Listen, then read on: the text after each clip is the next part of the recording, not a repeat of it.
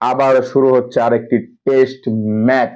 আমরা দেখেছি প্রথম টেস্টের উইকেট দুরন্ত, অসাধারণ, অতুলনীয় সিলেট আন্তর্জাতিক ক্রিকেট স্টেডিয়াম গ্রাউন্ড ওয়ানে করেছিল টমি হ্যামিং। হ্যাঁ, টমি হ্যামিং হচ্ছে বাংলাদেশের নিযুক্ত বা বিসিবির নিযুক্ত একজন কিউরেটর।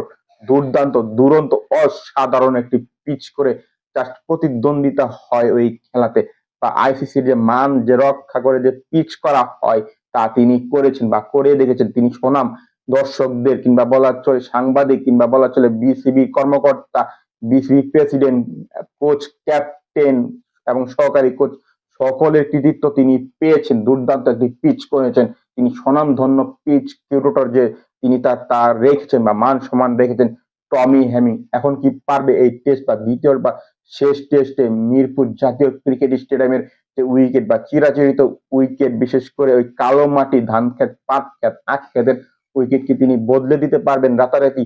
কিংবা তিনি কি ভালো একটি উইকেট বা ভালো উইকেট বানিয়ে দর্শকদের মন কাটতে পারবেন? কিংবা বিসিবি কিংবা বলা চলে ক্রিকেটার, কোচ সকলের কিংবা সাংবাদিকদের মন কেড়ে নিতে পারবেন? এখন দেখার বিষয়। তিনি চেষ্টা করছেন, অনেক চেষ্টা করতেছেন।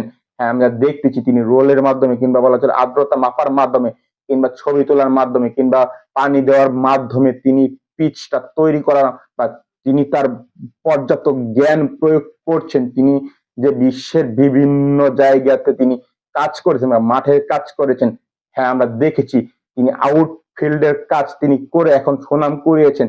তিনি বাংলাদেশের যে সবগুলো মাঠ বা বিশেষ করে ঢাকা, চট্টগ্রাম, সিলেটের মাঠগুলোর যে আউটফিল্ড তিনি বিশ্বমানের করে দিয়েছেন। আমরা আশা করি তিনি এরকম কাজ করবেন বা ভালো কাজ করে তিনি মিরপুরের উইকেটের চিরাচরিত যে প্রথা, যে 3 দিন 4 দিনের যে টেস্ট ম্যাচ শেষ হয়ে যাবে, এগুলা ভেঙে বা চুড়ে তিনি ভালো একটি উইকেট করবেন, যাতে অন্তত টেস্ট ম্যাচ বা দ্বিতীয় টেস্ট ম্যাচটা বাংলাদেশ বনাম আয়ারল্যান্ডের টেস্ট ম্যাচটা যে শুরু হচ্ছে সেটা অন্তত হলো 5 দিন গড়ে বা 5 দিন যায়, এটি আমরা আশা করি তার কাছ থেকে।